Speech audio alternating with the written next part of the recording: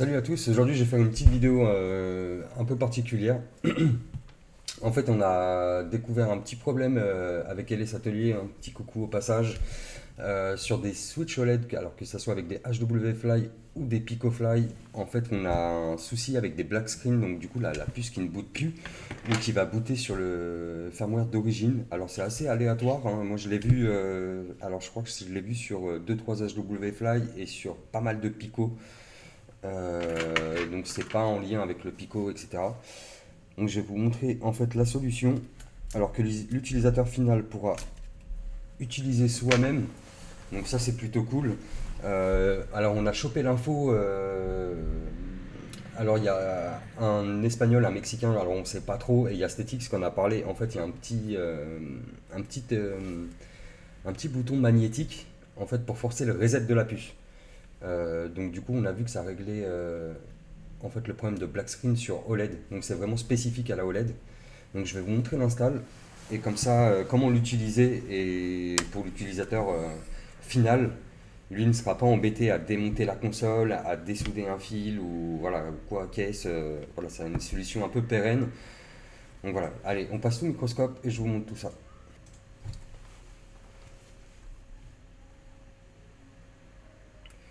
Donc là, on est sur un Pico sur le modèle Xiao. Après que ça soit le n'importe quel Pico, le câblage restera le même, hein.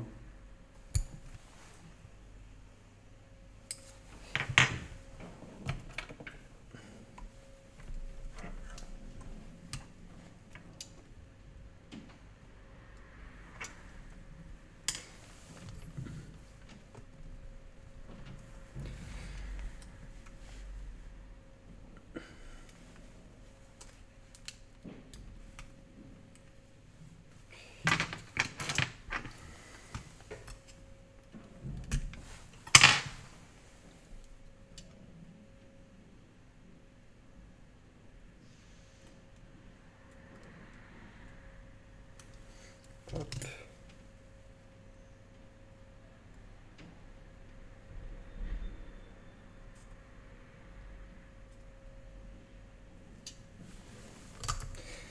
Donc voilà, je viens relier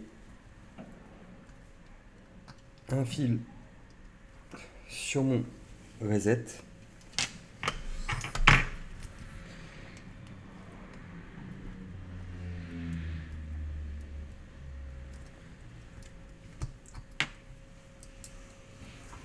Donc là, en fait, je suis en train de remettre mon petit capteur en place, hein. C'est pour ça que je fais pas sous micro.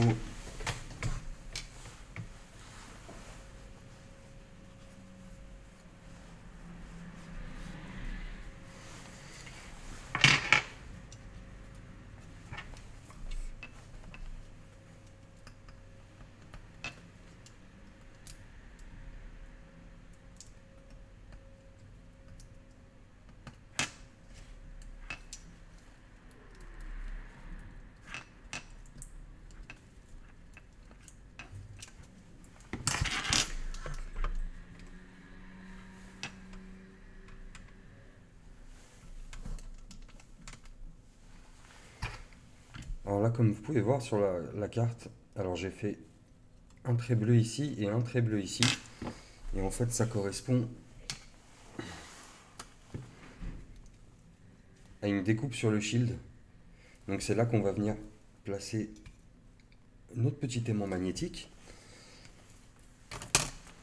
Hop.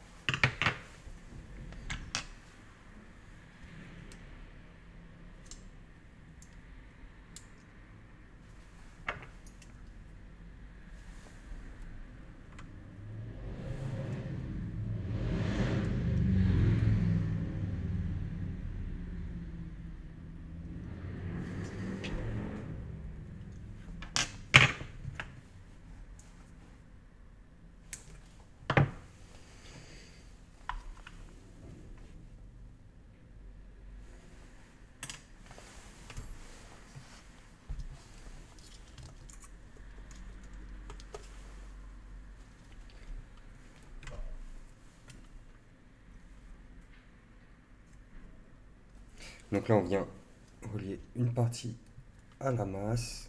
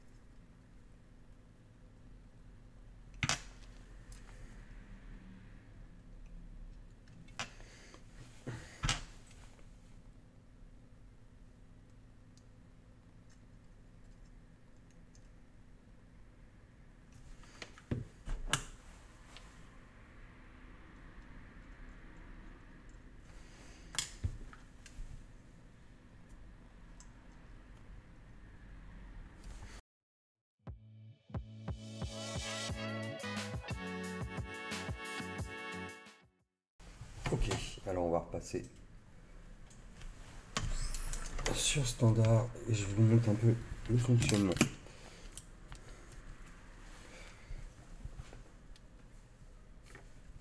Donc là, comme vous pouvez voir, ça boot. Alors, en classique, ça va lancer KT, etc. Et quand... Alors, vous voyez, j'ai vraiment plaqué l'aimant.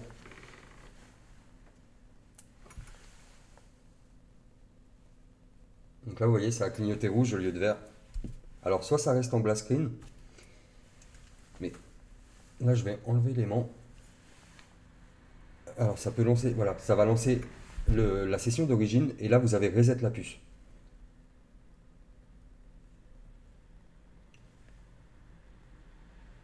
Donc là, on est sur la 6 Nand, hein. Tac.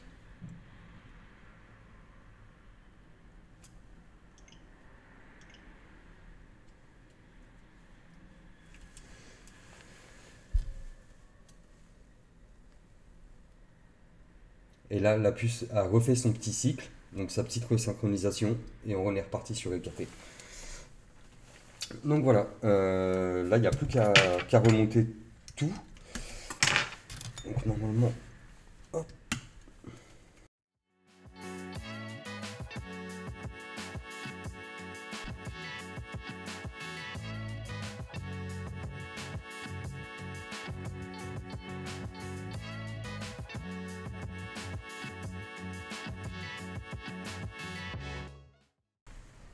Alors, je vais essayer de le montrer. Voilà, là, vous voyez bien l'aimant dans le trou. Je suis désolé pour la mise au point. Et on va remettre la coque.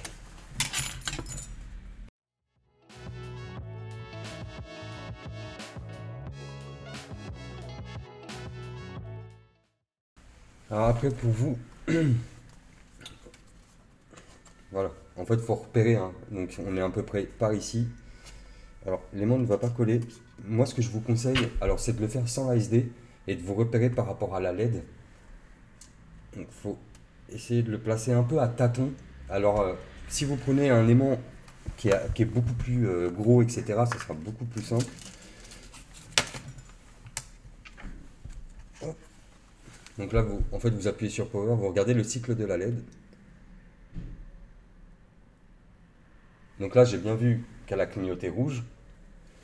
Donc là, je vais enlever l'aimant. Tac, c'est censé... Voilà, ça reboot. Alors, sur E4. Donc je vais refaire.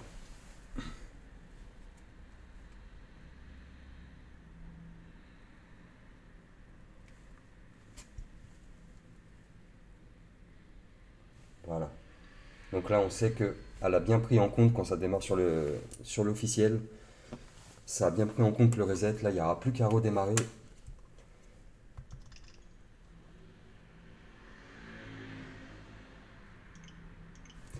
Vous vérifiez bien qu'elle fait un ou deux, quoi, au moins deux flashs bleus.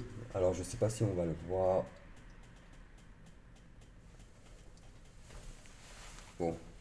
Alors, vous, quand vous le ferez, ça sera beaucoup plus visible que dans la vidéo.